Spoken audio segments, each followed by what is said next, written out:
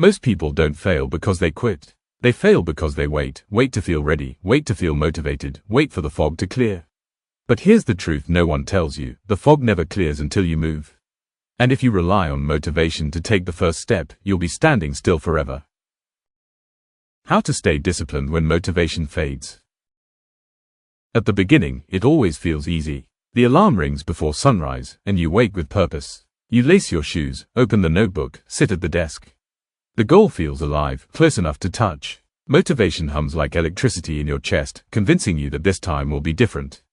But motivation is a visitor, not a resident. A few weeks later, the mornings grow heavier. The notebook stays closed. The shoes collect dust. Nothing dramatic has gone wrong. Life has simply resumed its quiet resistance. The goal is still there, but the excitement has drained from it, leaving behind only effort. This is where most people stop. Not because they're lazy, but because they were taught the wrong lesson, that success depends on feeling inspired.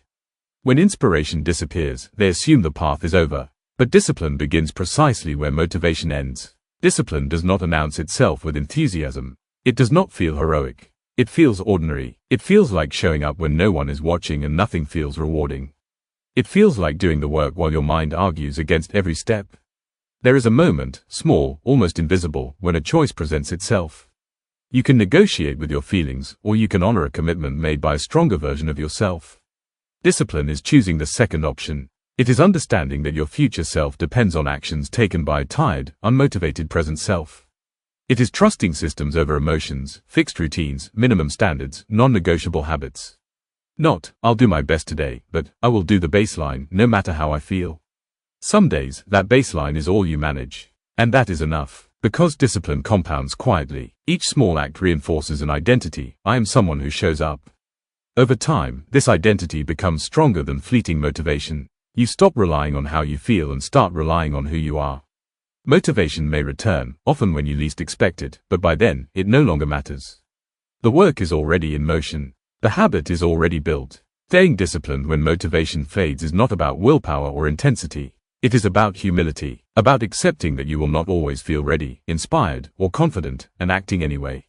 The difference between those who reach the goals and those who don't is rarely talent. It is persistence in the quiet, uncomfortable middle. And in that middle, discipline is the only voice worth listening to. The keeper of the lighthouse. On the edge of a cold, restless sea stood a lighthouse older than memory. Its stones were chipped, its paint long faded, but every night its light still turned, slow and steady, cutting through the dark.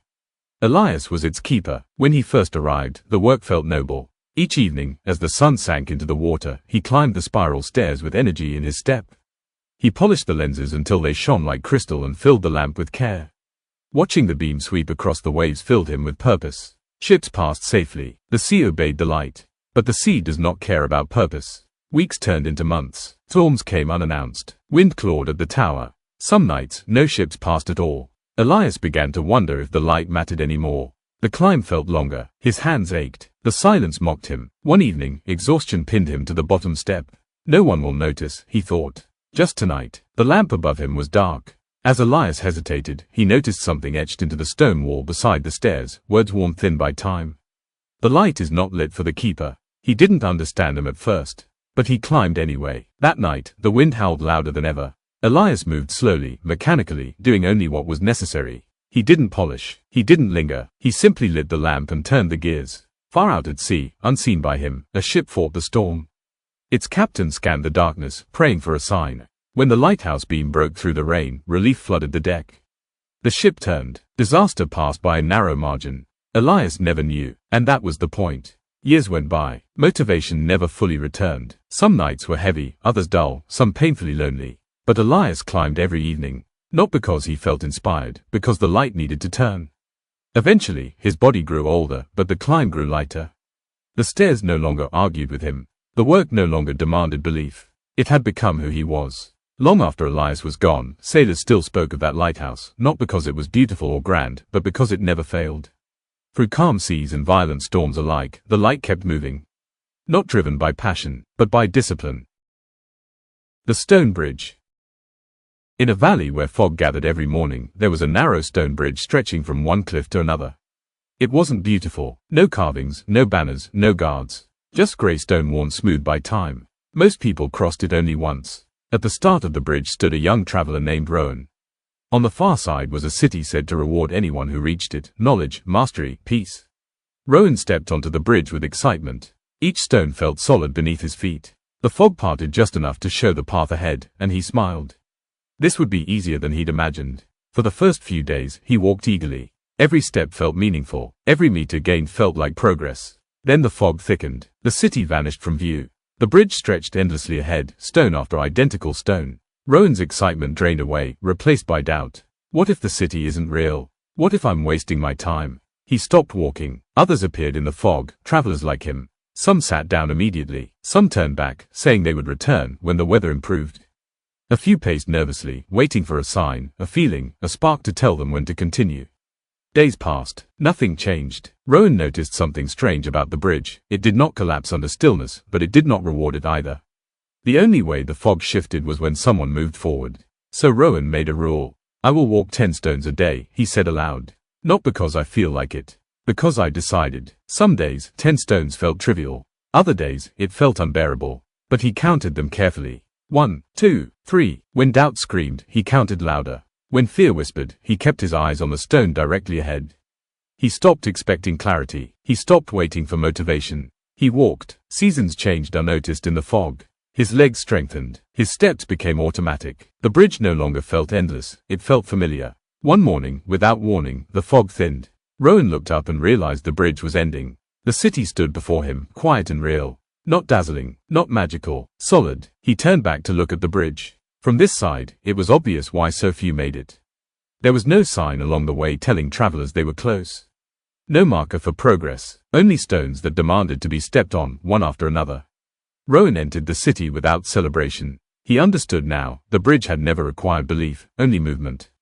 And those who crossed it were not the most inspired, but the ones who kept walking when inspiration disappeared. The bell that rang at dawn. In a quiet mountain village, there stood a bell tower no one ever visited, except for one man. Every morning before the sun touched the peaks, Thomas climbed the narrow wooden steps and pulled the heavy rope that rang the bell. The sound rolled through the valley, echoing off stone and snow, waking the village to a new day.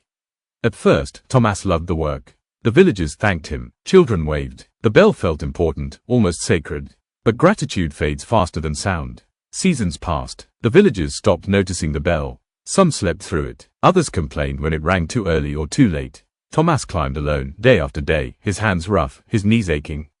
One winter morning, the cold bit deeper than usual. The steps were slick with frost. Thomas paused at the base of the tower. Does this even matter anymore? He thought. No one would notice if I stopped. Above him, the bell hung silent. As he stood there, he noticed carvings along the tower wall, names etched into the wood, one laid over another. Bell keepers before him, generations of hands that had pulled the same rope, long after praise had vanished. Thomas climbed. The bell rang that morning, thin and sharp in the cold air. In a nearby valley, a shepherd heard it and turned his flock away from a coming storm. In a distant pass, a traveler used the sound to orient himself before daylight. In the village itself, most people barely registered the noise at all. Thomas never knew, and that was the lesson. He rang the bell not for recognition, but because the bell was meant to ring. Over time, the climb stopped feeling like a decision. The rope felt familiar in his hands. Even on mornings when motivation was absent, his body moved before his thoughts could argue. Years later, Thomas grew old and passed the duty on.